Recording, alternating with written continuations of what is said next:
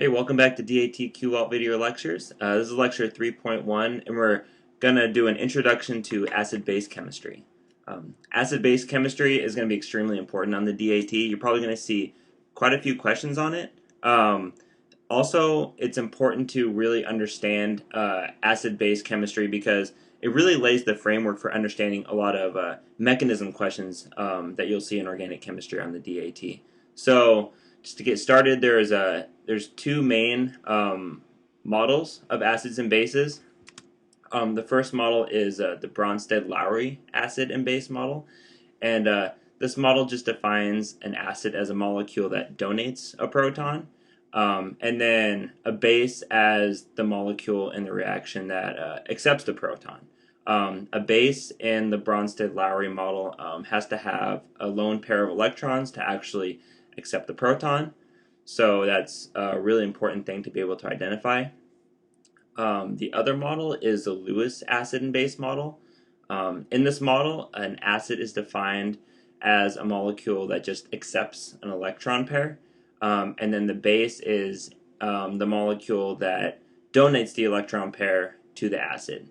So if we think about a Bronsted and Lowry acid, the proton that is being donated has to accept an electron pair from the base, and then the base must donate an electron pair to the proton. So by definition, Bronsted-Lowry acids are always Lewis acids and bases, but it doesn't work in the other direction. Lewis acids and bases are not always going to be a Bronsted-Lowry acid and base. Alright, so let's take a look at a couple of examples of Bronsted and Lowry acids and bases. So if we remember the definition of a Bronsted-Lowry acid or base, the acid donates a proton to the base. So here we have hydrochloric acid, and it has a proton highlighted in blue. And then we have water over here, which has a lone pair of electrons to accept this proton. So the water in this case is going to be our base.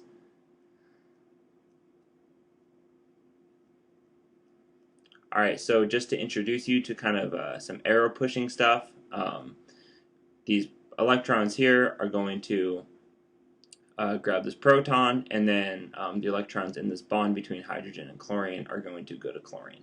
So once the reaction is complete, we notice that the hydrogen in the acid goes over to the base, forming this hydronium cation, and then chlorine accepts the electrons from the bond between hydrogen and chlorine and comes out with a negative charge and 8 electrons around it.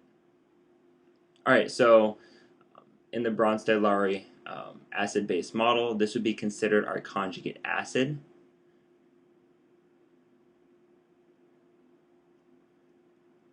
And then the chlorine anion would be considered our conjugate base.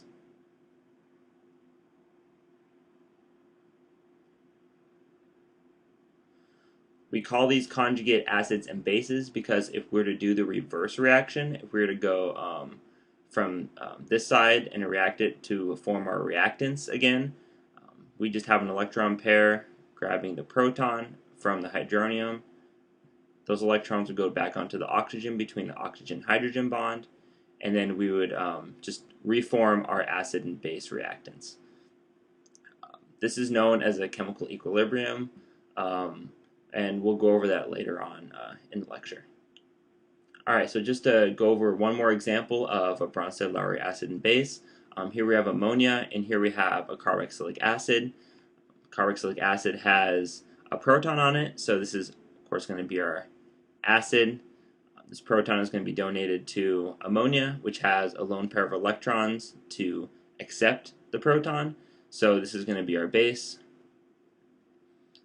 Electrons will grab the proton. Electrons between the bond are going to go to the oxygen. So this will be our conjugate acid. And then this would be our conjugate base. And then the reverse, if you were to draw the reverse reaction, a lone pair of electrons from the oxygen would grab the proton from ammonium.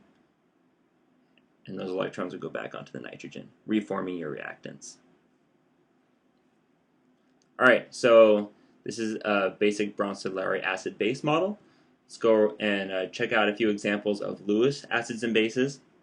So remember, the definition of a Lewis acid is anything that will accept a pair of electrons, and then a Lewis base has a pair of electrons that it donates to the Lewis acid. So in this case we have ammonia again, and it'll act as our base because it has a lone pair of electrons.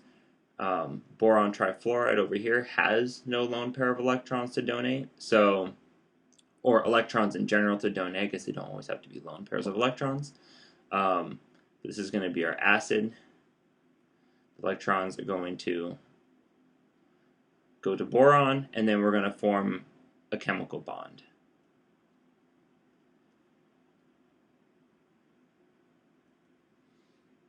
Alright, so another example of a Lewis acid and base. Here we have an ethoxide anion, and we have chloromethane here. If we look at the products, we notice that electrons from this methoxide are going to carbon to form a bond between oxygen and carbon, and then the chlorine is leaving as an anion in this reaction. So if we draw the arrows for this, we're going to lose chlorine. So this is going to be our base in the reaction, our Lewis base, and then our Lewis acid is going to be chloromethane because it is accepting electrons from the base, and the base is donating its electrons to the acid. Alright, so this reaction is a Lewis acid-base reaction, but it's also considered what is called an SN2 reaction. That'll be gone over in later lectures, but if you remember, all SN2 reactions are actually Lewis acid-base reactions. Alright, so let's do an example question. In this question, we're asked what the Lewis acid is in the reaction. So why don't you take maybe a minute or two, pause the video, try to answer the question, and then we'll go over it together.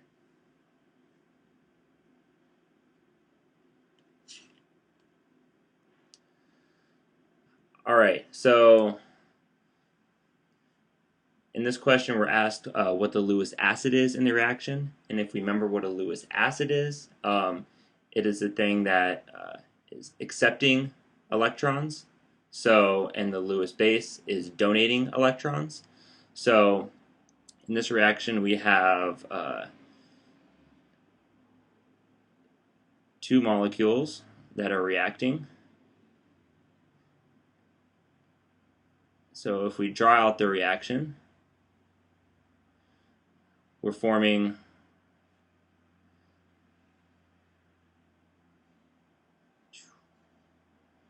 these two products.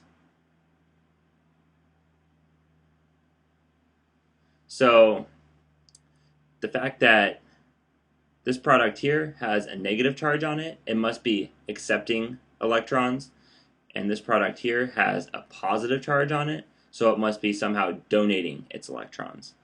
So if we draw the reaction, the bond between the carbon and the chlorine here is actually going to the aluminum atom, and then we're getting a negative charge on aluminum, and then because the electrons are leaving from carbon here, we're going to have a positive charge then on the carbon. Alright, so a Lewis acid, of course, is what is accepting the electrons. So here, the aluminum molecule is accepting electrons, so it is going to be our Lewis acid in this reaction. Alright, so when we think of Bronsted-Lowry acids and bases, we know that acids and bases have a variety of different strengths. We all know that acetic acid is not quite as strong as sulfuric acid. Because we know acetic acid is vinegar. We drink vinegar. It's not very strong. So how do we determine the strength of an acid or a base? And we do that by acid dissociation constants. So here we have our acid This is just a generic model of some acid, and then the acid is dissociating to form the conjugate acid and the conjugate base.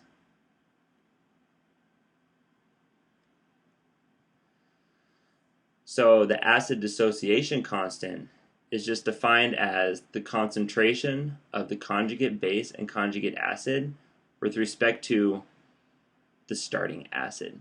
So how much of this is formed with respect to the original acid. So the acid dissociation constants of Bronsted-Lowry acids and bases is defined as the dissociation of an acid in water. So here we have an example of hydrochloric acid and water, and hydrochloric acid is dissociating to form a hydronium ion and a chlorine anion. So how do we figure out what the dissociation constant is of hydrochloric acid? We just have to find out what the concentration is of the products versus the concentration of the original acid. So acid dissociation constants are going to be given to you on the DAT. You're probably not going to have to derive them. So this is just a quick overview on how they're derived and why they have the units that they do. The dissociation constant for HCl in water is going to be 1.6 to the second, which means there are going to be 100 times more of the products in this reaction than there are of the reactants themselves. So HCl is considered to be quite a strong acid because it almost is completely fully dissociated when you put it inside of a solution of water. Alright, so acid dissociation constants can be pretty large numbers, and so as chemists we kind of want to try to simplify things as much as possible because chemistry tends to get kind of complex. So we don't want to use big numbers all the time. So to make these acid dissociation constants a smaller number, we just take the log of these large exponents. And that's defined as the pKa instead of just the Ka. So the pKa of HCl is just going to be the negative log of the Ka, the acid dissociation constant, and that gives us a nice small simple number of negative 2.2. So on the DAT, you're most likely going to see pKa's instead of Ka's because acid-base strengths are usually ranked on a scale of pKa's and not Ka's. Alright, so next time we're going to look at our equilibrium constants. So when we have an acid-base reaction, such as this one with ammonia and HCl, ammonia is a base, HCl is our acid. How do we know how much of the products are being formed, and how do we know how much of the reactants are actually being formed? And how do we know which way this reaction actually goes? Is this reaction favoring the reactants or this reaction favoring the products?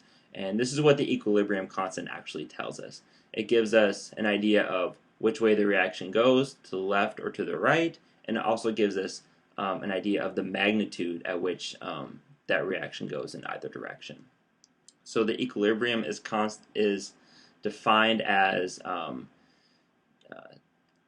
10 to the pK of the conjugate acid divided by 10 to the pK of the acid. So in this case our acid is on this side and our conjugate acid is going to be ammonium because it's going to be the thing that is left over after the base accepts the proton. Alright, so on the DAT you're going to be given pKa values and then you're going to be probably asked to derive what the equilibrium constant is for the reaction. So the pKa value of HCl is negative 2.2, which we went over earlier, and then the pKa of the conjugate acid is 9.2. Remember, bases usually don't have pKa values because these protons are not very acidic. Once you protonate the amine, in this case, one of these protons becomes more acidic. That's why it's called the conjugate acid. So we're going to be given the pKa of the acid and the conjugate acid, then we're going to be asked to derive the KEQ. So you're not going to need to memorize pKa values. What you are going to need to memorize is the equation for KEQ. So if we plug in the numbers, the conjugate acid pKa is 9.2, the conjugate or the acid pKa is negative 2.2. We plug those into the equation. A way to simplify it is KEQ just equals 10 to the pKa of the conjugate acid minus the pKa of the acid.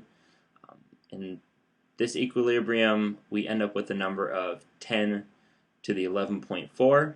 Any positive number in the exponent of KEQ means that the reaction is going to go towards the products and not the reactants. If this were a negative number, then the reaction would lie towards the reactants and not the products. This is a pretty large number, so in this reaction, there's going to be everything is going to be a product, and there are going to be very, very, very little amount of the reactants remaining.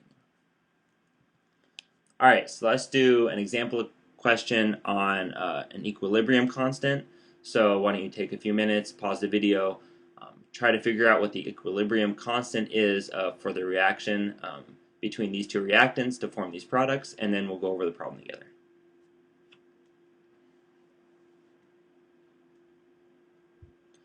Alright, so now that you have an answer chosen, let's go over this together. So the fastest way to do this is to quickly jot down what the KEQ equation is so that we can see what numbers we need to use here to actually solve the equation. We're given a bunch of pKa values over on this side. We only need 2 pKa values to actually derive the acid equilibrium constant. So one of these is going to be completely useless. So the KEQ, if you remember, equals 10 to the pKa of the conjugate acid minus the pKa of the acid. Okay, so now that we have the equation, we're gonna want to figure out what the pKa of the conjugate acid is and the acid. So we need to identify the conjugate acid and the acid in this reaction. So the acid and the conjugate acid, we're going to want to identify. So how do we figure out what the acid is on this side of the equation? So what is losing a proton? What is donating its proton? Which molecule? We notice that we have an NO3 minus over here. So nitric acid is going to be losing its proton. So that is going to be the acid. The conjugate acid is a product that has accepted the proton. So sulfur here is accepting the proton from the acid, so this is going to be our conjugate acid on this side. Alright, so now we've identified our acid and our conjugate acids, so now we need to look at the pKa's. pKa of the acid is negative 1.3, pKa of our conjugate acid is negative 6.8. So if we plug this into the equation, for the equilibrium constant, it's going to be 10 to the pKa of the conjugate acid, so negative 6.8, minus the pKa of the acid, which is minus 1.3.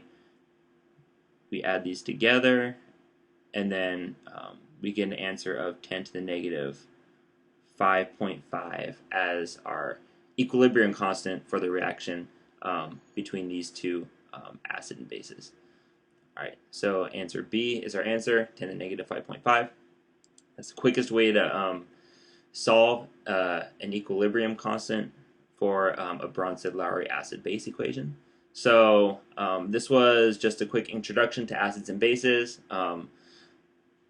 Hope to see you guys back for another lecture, and I highly suggest that you go through and to solidify the concepts that you learned in this lecture.